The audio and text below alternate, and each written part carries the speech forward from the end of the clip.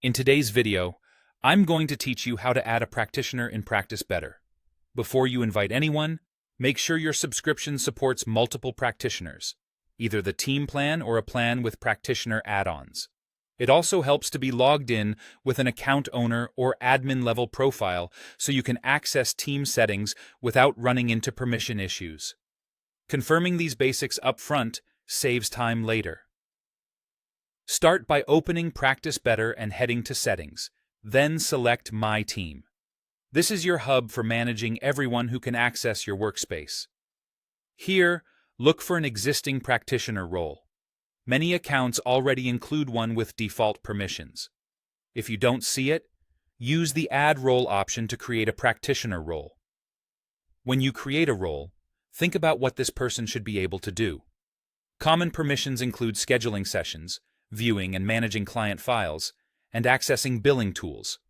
Keep access aligned with their responsibilities. You can always fine-tune these permissions later from the same area if their scope changes. Think of the user type as who they are in the system, and the role as what they can do once they're inside. Next, click the Invite People button. This opens a simple form. Enter the person's first and last name and their email address carefully. This email becomes their login, so accuracy matters.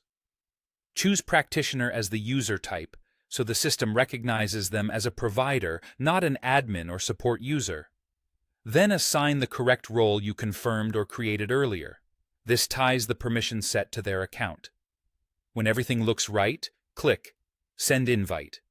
The invited person will receive an email prompting them to accept and set up their access. If they don't see it, ask them to check spam or junk, or search for messages from Practice Better. Until they accept, their status may show as pending on your My Team page. From there, you can monitor the invite and, if necessary, resend it. Once they accept, they'll appear as an active practitioner and can start working based on the permissions you assigned. That typically includes scheduling sessions, managing clients, and viewing the features their role allows, without exposing areas they don't need. A few quick tips as you wrap up. Double-check the spelling of the email to avoid bounced invitations. Keep roles consistent across your team to reduce confusion and maintain data security.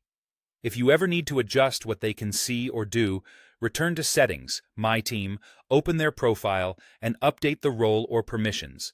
Changes apply moving forward. That's it.